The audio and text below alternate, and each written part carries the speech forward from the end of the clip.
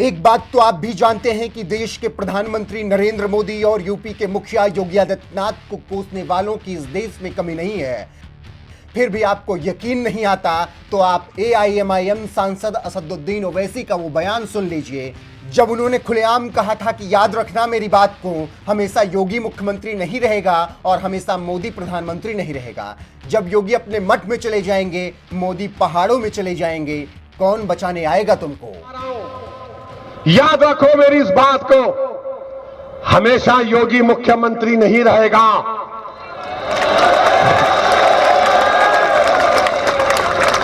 हमेशा मोदी प्रधानमंत्री नहीं रहेगा। और हम मुसलमान वक्त के एतबार से खामोश जरूर हैं, मगर याद रखो हम तुम्हारे जुल्म को भूलने वाले नहीं हैं। हम तुम्हारे जुल्म को याद रखेंगे। अल्लाह अपनी ताकत के जरिए तुमको निस्तो नाबूद करेगा इंशाअल्लाह ताला। और हम याद रखेंगे, हालात बदलेंगे। जब कौन बचाने आएगा तुमको? जब योगी अपने मठ में चले जाएंगे, मोदी पहाड़ों में चले जाएंगे, हो सकता है या कहीं पर जाकर रहेंगे। जब कौन आएगा हम नहीं भूलेंगे, याद रखो। इस देश में अगर मोदी योगी को कोसने वाले हैं तो उनसे प्यार करने वालों की भी कमी नहीं है। जिस तरह से मोदी योगी राज में मठ मंदिरों का निर्माण हो रहा है, राम मंदिर से लेकर बाबा काशी विश्वनाथ कॉरिडोर तक सजने संवरने लगे हैं, अयोध्या से लेकर काशी मथुरा तक भगवा लहरा रहा है, उसने साधु संतों को भी मोदी योगी का दीवाना बना दिया है। कथावाचक रविनंदन शास्त्री तो इस कदर मोदी योगी के दीवाने हो गए हैं कि उन्होंने अपने प्रवचन में भी लोगों से कह दिया कि मोदी योगी को खो दोगे तो रोगे। एक कथावाचन के दौरान रविनंदन शास्त्री ने कहा, यहां बैठे तालिबान सोच रहे हैं कि ये योगी मोदी हटे तो हम इनको मजा चखाएं, और अगर तुमने इनको खो दिया तो अगले 50 साल तक या जब तक हमारी जिंदगी है, हमारे पास सिवाय रोने के कुछ नहीं होगा। हाथ मल मल कर छाती पीटने के सिवाय हमारे पास कुछ नहीं होगा।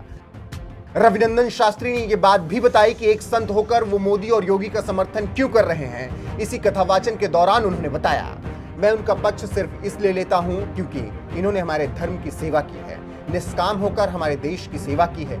ये वंशवाद को लेकर नहीं लड़ रहे हैं, इन्होंने अपने बच्चों के नाम FD नहीं करवाई है, इन्होंने अपने 800 करोड़ के बंगले नहीं बनवाए हैं, इन्होंने कोई इत्र की फैक्ट्रियां भी नहीं लगाई हैं। इनका जो कुछ भी है वो देश के लिए, देश हित में है। कथावाचक रविनंदन शास्त्री ने PM मोदी की मां का जिक्र करते हुए कहा, एक प्रधानमंत्री की मां 10 बाई 10 के कमरे में रहती हो तो उस बंदे के चरण धोकर पीने चाहिए हिंदू समाज को। ये देश त्याग का पुजारी है और इस त्याग को भी पूजना पड़ेगा। हो सकता है यहाँ कोई उनके विरोधी दल के बैठे हों, लेकिन अगर हिंदू हों तो फिर विरोध छोड़ दीजिए। किसी भी एंगल से विरोध बनता ही नहीं है। वर्तमान समय कहता है एकजुट होकर आंख बंद करके समर्थन करो बस। जो मेरे देश के साथ खड़ा है, जो मेरे धर्म के साथ खड़ा है, जो रामकृष्ण के साथ खड़ा है, जो गाय माता के साथ खड़ा है, हमको उसी के साथ खड़ा होना है बस। कथावाचक रविनंदन शास्त्री ने अयोध्या में हो रहे राम मंदिर निर्माण का भी जिक्र किया और कहा, 500 वर्ष का कलंक धुल रहा है अयोध्या में, फिर भी हम दूसरा कोई चिंतन दिमाग में लाएं तो ये बदकिस्मती के सिवाय और कुछ नहीं है। ये देश राम का है, ये परिवेश राम का है।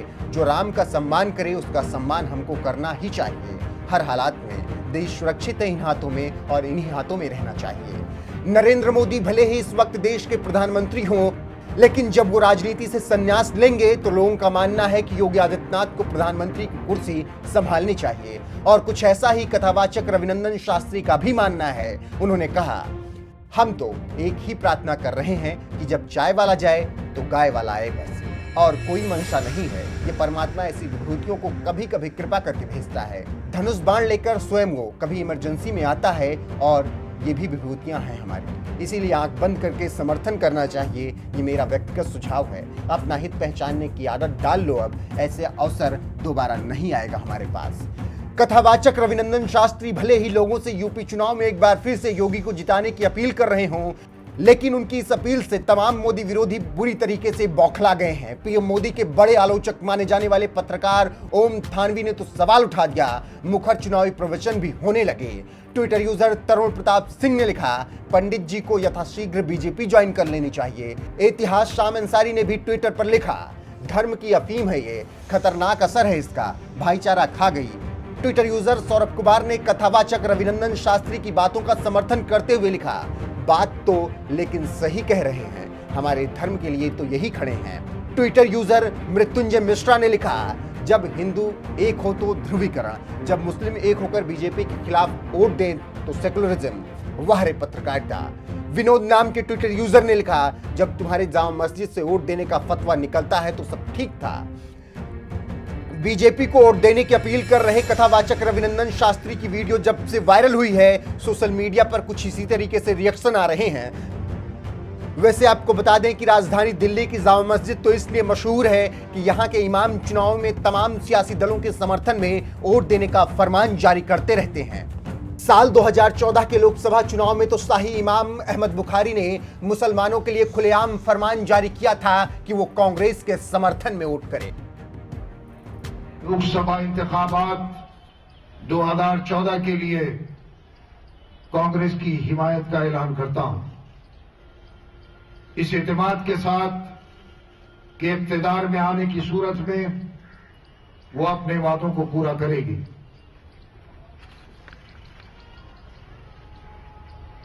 मुसलमानों के साथ होने वाली नाइंसाफियों, फिरकावाराना फसादात, मुसलमानों के आईनी हुकूक की पामाली और उन्हें जिंदगी के हर शोबे में महरूम रखे जाने की हमने हमेशा पुरजोर मुखालफत की।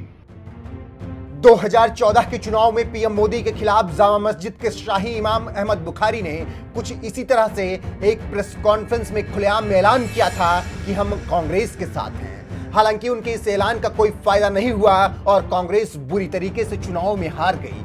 जबकि प्रचंड बहुमत के साथ नरेंद्र मोदी देश के प्रधानमंत्री बने और अब जब यूपी में चुनाव हो रहा है तो इस बार कथावाचक रविनंदन शास्त्री कह रहे हैं कि अगर हमने मोदी योगी को खो दिया तो हमारे पास जिंदगी भर रोने के सिवाय कुछ नहीं होगा। आपको बता दें, सिर्फ रविनंदन शास्त्री ही नहीं, चित्रकूट के जगतगुरु रामभद्राचार्य भी पीएम मोदी के बड़े समर्थक हैं। उन्होंने दिसंबर में चित्रकूट में आयोजित हुए हिंदू एकता महाकुंभ में खुलेआम कहा था कि पीएम मोदी से मेरी दोस्ती है। आप भी सुनिए उन्होंने हिंदू एकता महाकुंभ में और क्या कुछ कहा था। हमारा कर्तव्य है हिंदुओं का, सन्यासियों के लिए नहीं, इन लोगों के लिए नहीं। मैं तो त्रिदंडी सन्यासी, मुझे तो विहित है, शिखा भी विहित है। देखो मैंने यज्ञों पर भी धारण किया है। शैव सन्यासियों उदासियों को विहित नहीं है, पर हमको विहित है, हम धारण करते हैं। मित्रों, चोटी रखो, यज्ञोपवीत कभी छोड़ो मत। घर में प्रतिज्ञा करो कि हम एक देशी गाय अवश्य रखेंगे। जितने लोग यहां से जा रहे हो, जर्सी का दूध कभी मत पीना, हो तो गधी होती है, गाय नहीं होती यार।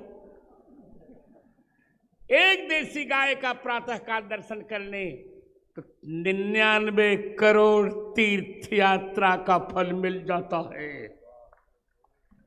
अपने घर में तुलसी लगाएं, तुलसी मां की पूजा करें। आज हिंदू एकता महाकुंभ करके मैं अपेक्षा करता हूं, हमारे मठ मंदिर तोड़े जा रहे हैं और किसी के नहीं।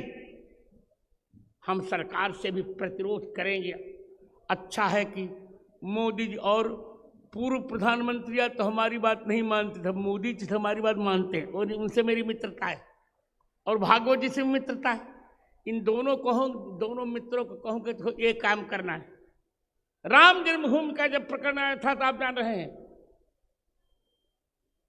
हाई कोर्ट और सुप्रीम कोर्ट दोनों ने अपने निर्णय में 40 उद्धरण मेरे वक्तव्य के दिए थे।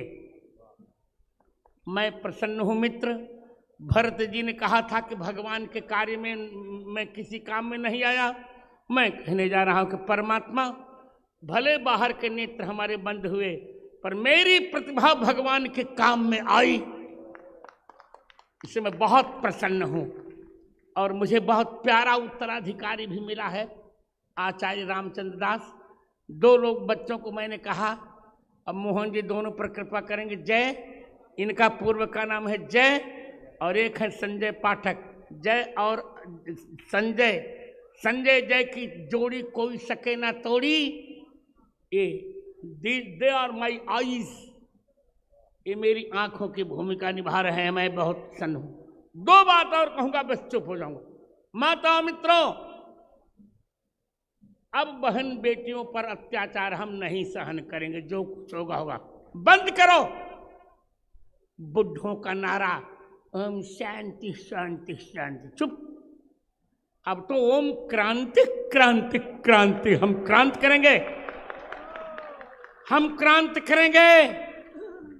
हम अक्षरों का तात्पर्य बदलेंगे। देव क्रांति अंतरिक्षगुम क्रांति, पृथ्वी क्रांति रापः क्रांति रोखधेय क्रांति, वनस्पते क्रांति ब्रह्म क्रांति विश्व देवा क्रांति, क्रांति विश्व क्रांति रेव क्रांति सामा क्रांति रेधि। क्या बात करते हैं।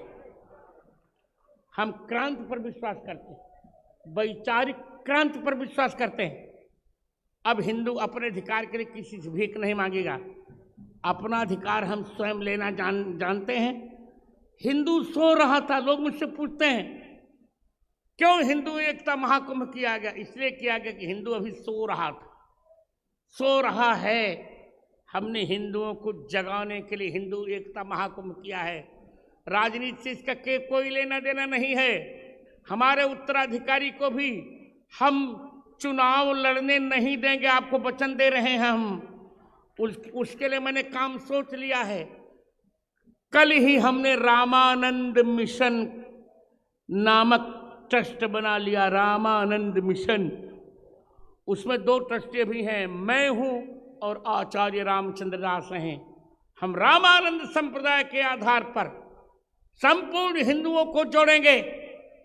रामानंद जी ने रैदास को जोड़ा, कबीर को जोड़ा, पद्मावती को जोड़ा, सुरसुरी को जोड़ा, धन्ना को जोड़ा, सेन को जोड़ा, अनंतानंद को जोड़ा, पीपा को जोड़ा। हमने रामानंद मिशन बना लिया। ये कोई न सोचे कि जगत गुरु जी ने उत्तराधिकारी को आगे करके उन्हें चुनाव लड़ाना चाहे। हम इनको चुनाव नहीं लड़ाएंगे। साधु क्या करेगा चुनाव लड़कर। बड़े बड़े जब प्रधानमंत्री और राष्ट्रपति मेरे चरण चूमते हैं, मैं क्यों चुनाव लड़ने जाऊं। क्यों लड़ाऊं चुनाव। हम एमपी नहीं बनेंगे। हम एमपी बनेंगे, हम तो जन्म से एमपी हैं। ये लोग तो हमारे वेदांती जो 3 वर्ष के लिए थे मेंबर ऑफ पार्लियामेंट, कभी कभी 1 वर्ष 3 वर्ष। मैं तो जन्म से एमपी हूं, मेंबर ऑफ परमेश्वर। मैं परमेश्वर का मेंबर हूं, महापुरुष भी हूं। एमपी मेंबर ऑफ परमेश्वर, मेंबर ऑफ परमात्मा। इसे मेरे मित्रों ये भ्रम भी छोड़ दीजिए। हिंदू एकता महाकुंभ करके हमने चित्रकूट को एक संदेश दिया है। ये राम जी की जन्मभूमि है। हम धर्मांतरण नहीं होने देंगे। सरकार को कानून बनाना पड़ेगा। जब तक हम अनेक हैं तब तक अत्याचार है। अनेक अंगुलियां होंगी तो टूट जाएंगी। ऐसे मुक्का बना लिया जो तोड़ना उसी को थूर देंगे खींच करके।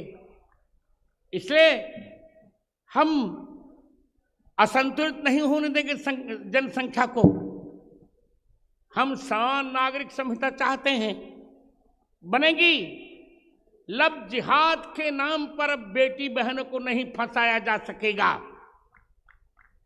मेरे यहाँ आती हैं बहन, तो मैं यही दक्षिणा मांगता हूं, तुम प्रतिज्ञा कर लो कि इंटरकास्ट मैरिज नहीं करोगी। प्रतिज्ञा करती हैं।